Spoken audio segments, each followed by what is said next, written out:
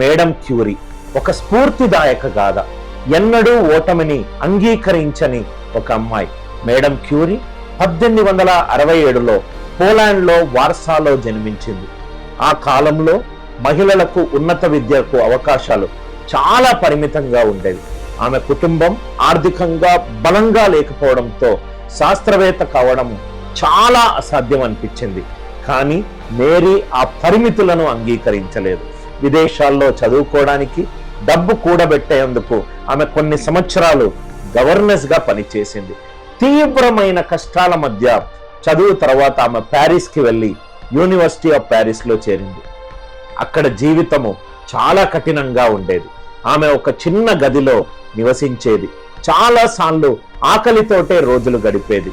చలికాలంలో చలైన వేడి సౌకర్యం లేక దుప్పట్లు చుట్టుకొని చదువుకునేది. కానీ ఆమె తన లక్ష్యాన్ని వదులుకోలేదు. ఎందుకంటే ఆమె లక్ష్యము ఆమె పరిస్థితుల కంటే గొప్పది.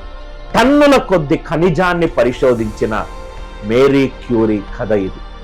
మేరీ మరియు ఆమె భర్త పియరీ క్యూరీ యురేనియం నుంచి వెలువడే రహస్య కిరణాలపై ఆసక్తి పెంచుకున్నారు.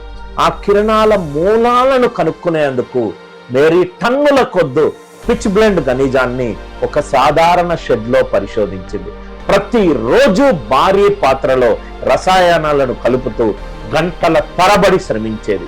ఏళ్ల తరబడి కష్టపడి చివరకు ఆమె 2 మూలకాలను కనుక్కుంది, పొలోనియం, రేడియం. చాలా మంది అయితే ఇంతకు ముందు ఇవే ప్రయత్నాన్ని చేసి విరమించుకున్నారు. అద్భుతమైన విజయాలు మేరీ క్యూరీ సాధించిన ఘనత. నోబెల్ బహుమతి పొందిన మొట్టమొదటి మహిళ. 2 వేర్వేరు శాస్త్ర విభాగాల్లో నోబెల్ బహుమతులు పొందిన తొలి వ్యక్తి. రేడియో యాక్టివిటీ పరిశోధనలకు పునాది వేసిన ప్రముఖ శాస్త్రవేత్తల్లో ఒకరు. మనందరము కొన్ని పాఠాలు నేర్చుకోవాలి.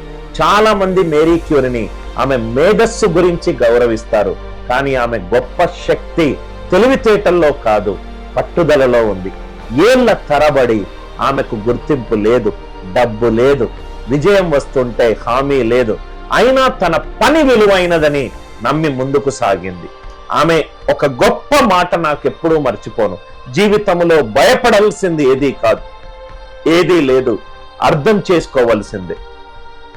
అసాధారణ విజయాలు కేవలం అసాధారణ ప్రతిభ వల్ల రావు. పురోగతి నెమ్మదిగా ఉన్నప్పుడు, పరిస్థితులు ప్రతికూలంగా ఉన్నప్పుడు, ఎవరు చప్పట్లు కొట్టనప్పుడు, అప్పుడే విజయం అనేది మనకు వస్తుంది. రైట్? ఎన్నో సైలెంట్ రాత్రులు, ఎంతో అంకిత భావం, అచంచలమైన సంకల్పం మేరీ క్యూరీని ఒక ఇన్స్పిరేషనల్ ఫిగర్గా మార్చింది. మరి మీరు కూడా మేరీ క్యూరీ నుంచి ఏం నేర్చుకున్నారో కామెంట్లో పెట్టండి. వీడియో నచ్చినట్టయితే లైక్ చేయండి, షేర్ చేయండి, ఛానల్ని సబ్స్క్రైబ్ చేసుకోండి.